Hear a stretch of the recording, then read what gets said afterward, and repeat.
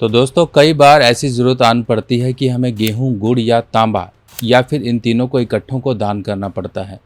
अब जब हमारे जीवन पर कुछ ऐसे संकट ग्रह स्थिति विपरीत होने के कारण उत्पन्न हो जाएं, तब हमें ये दान करने ज़रूरी बन जाते हैं। क्या क्या ऐसी कंडीशन होती है जिस कंडीशन में हम ये उपाय करके राहु के बुरे प्रभाव से बचते हैं, या सूर्य को सही करते हैं, या मंगल को सही करते हैं, या चंद्र को सही कर देते हैं। क्योंकि इस दान से ही इन ग्रहों से जुड़े हुई जो भी कमज़ोरियां या खराबियां हैं वो दूर हो जाती हैं। समय समय पे, चाहे वो जन्मदिन हो या कुछ भी हो, इस तरह से दान करने के लिए आपको कहा जाता है। आज मैं आपको यही ग्रह स्थितियां और इस दान से जुड़ी हुई सभी जानकारियां देने वाला हूं।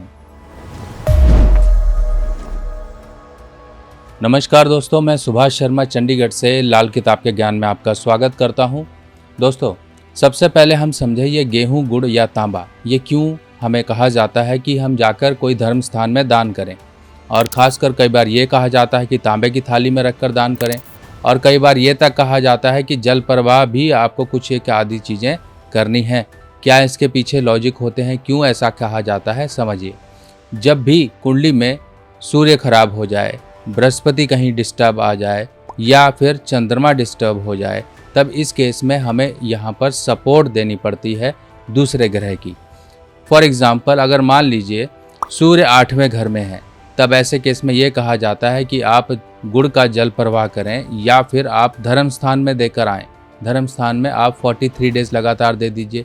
इतना करने से उस सूर्य ग्रह के जो 8वें घर से संबंध बन रहे थे वो ना बनकर सीधे के सीधे अब शुभ स्थान पर यानी कि दूसरे भाव में पहुंचने से सूर्य के बुरे प्रभाव ठीक हो जाते हैं। अब दूसरी तरफ जब बृहस्पति नीच हो जाते हैं, यानी कि 10वें घर में जब बृहस्पति नीच होंगे, तब बहुत खराबियां लेकर आते हैं। यानी कि व्यक्ति के जीवन में करियर से जुड़ी हुई, उसके जीवन में ओवरऑल कहीं ना कहीं किस्मत से जुड़ी हुई परेशानियां आती हैं।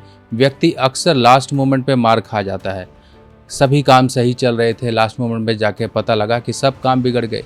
तब ऐसे केस में नीच बृहस्पति जो कि 10वें घर के हैं, उनको सही करने के लिए चौथा घर यानी कि चलता हुआ पानी, वहाँ पर गुड़ को जल प्रवाह करने के लिए बोला जाता है कि आप गुड़ को जल प्रवाह करें।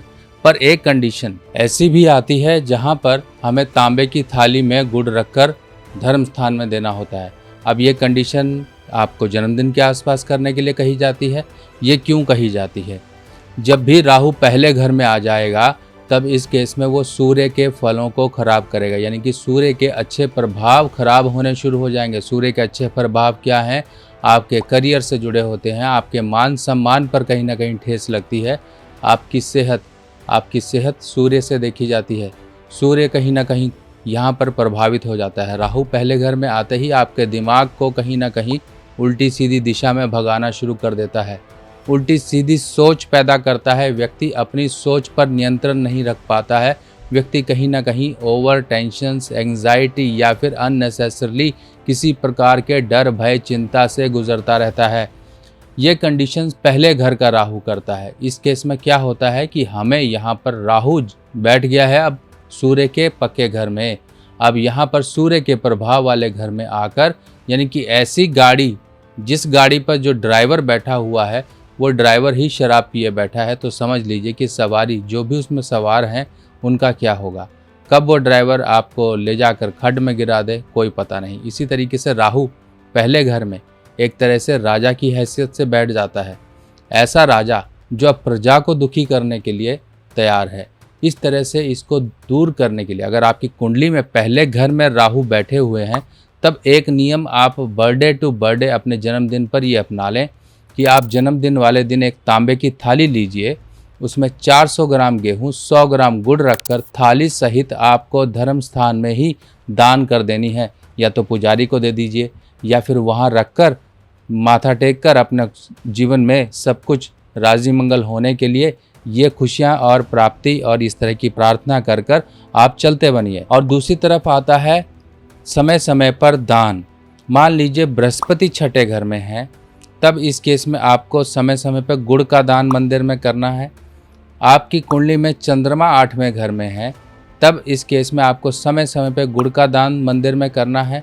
बृहस्पति 10वें घर में है, तब इस केस में गुड़ का दान आपको या तो धर्म स्थान में करिए या फिर जल प्रवाह करिए। इस तरह से गुड़ का और गेहूं का, क्योंकि ये दोनों चीज़ें कारक वस्तु हैं सूर्य की। इस केस में जब भी हम सूर्य की कारक वस्तुओं को सही स्थान पर पहुंचाएंगे तो सूर्य के आ रहे विपरीत प्रभाव ऑटोमेटिकली इस शुभ कृत्य से दूर हो जाएंगे।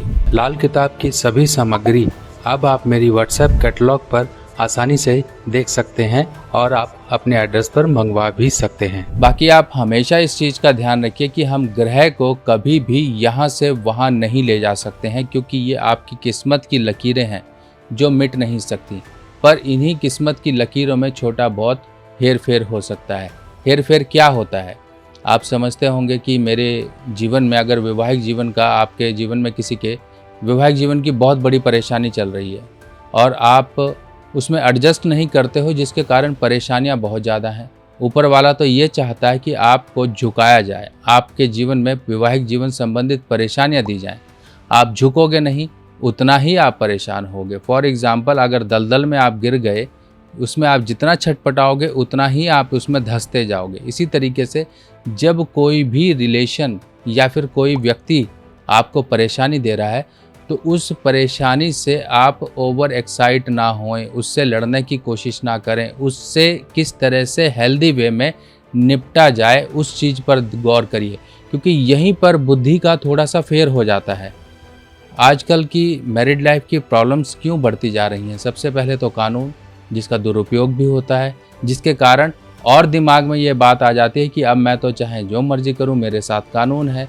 दूसरा, यहाँ पर यह प्रॉब्लम होती है कि अगर आपकी कुंडली में ऐसे योग हैं जिसके कारण आपको वैवाहिक सुख मिलना ही नहीं है या फिर आपकी वैवाहिक सुखों में कमी है, तब आप जितने मर्जी अच्छे घर में चले जाएं, आपके जीवन में खटपट रहेगी ही रहेगी। अब ये तो आपकी किस्मत में लिखा हुआ है। अब इसको हमने सही कैसे करना है? सही ऐसे करना है, कुछ एक सर्कमस्टांसेस ऐसे आते हैं जिस सर्कमस्टांसेस में हमको हेल्दी वे में या डिप्लोमेटिक तरीके से डील करना है, क्योंकि आप जितना इन चीज़ों पर इनिशिएट करोगे, जितना आप इन चीज़ों पे ओवर रिएक्ट करोगे, उतना ही ये बड़ी परेशानी बनकर आपके सामने आएगी। तो इसका तरीका क्या है? आप डिप्लोमेटिक तरीके से डील करिए। जैसा वो चाहते हैं थोड़ा बहुत कभी कभी अपने आप को झुका भी लेना चाहिए। हमेशा सीधे बन के मत रहिए, यानी कि इतने अकड़ के मत रहिए, क्योंकि सीधे पेड़ ही हमेशा काटे जाते हैं। तो इस चीज़ का ध्यान रखिए। जो पेड़ झुके होंगे, टेढ़े मेढ़े होंगे, उनको कोई नहीं देखता है। पहले जो काटने वाला होता है, सीधे पेड़ ही काटे जाते हैं। तो इसी तरीके से आप समझ सकते हैं कि जितना अकड़ेंगे या फिर जितना आप परिस्थितियों से ओवर रिएक्ट होकर झगड़ने की कोशिश करेंगे, उतनी ही प्रॉब्लम होगी। तो इस तरह से कुछ चीज़ें ऐसी होती हैं जिनको हमें हेल्दी वे में या डिप्लोमेटिक तरीके से हमें डील कर लेना चाहिए, बजाय उनसे लड़ने के या फिर उनके साथ उलझने के। आप मान लीजिए, अब हम किस्मत में हेरफेर कैसे कर सकते हैं?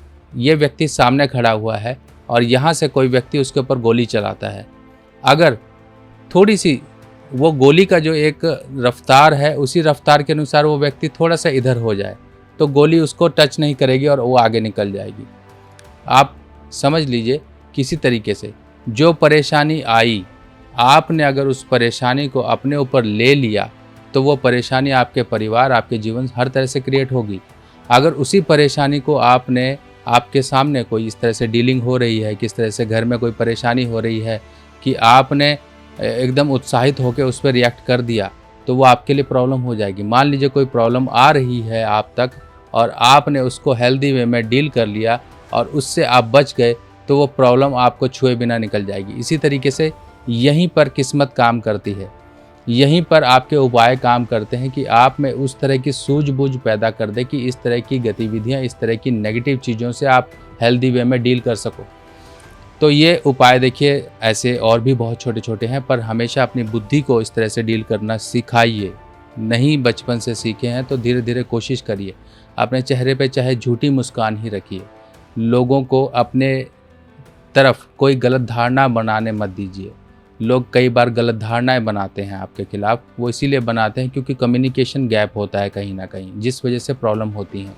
इन चीज़ों को करेक्ट करेंगे तो लाइफ ऑटोमेटिकली करेक्ट होगी। बाकी आने वाली वीडियोस में आपके लिए ऐसे ही जानकारियां देते रहेंगे, जिससे आपकी लाइफ में और ज़्यादा अच्छापन आना शुरू हो जाएगा। बने रहिए, जुड़े रहिए। मिलते हैं नई वीडियो में नई जानकारी के साथ। तब तक के लिए अपने सुभाष भाई को आज्ञा दीजिए। नमस्कार।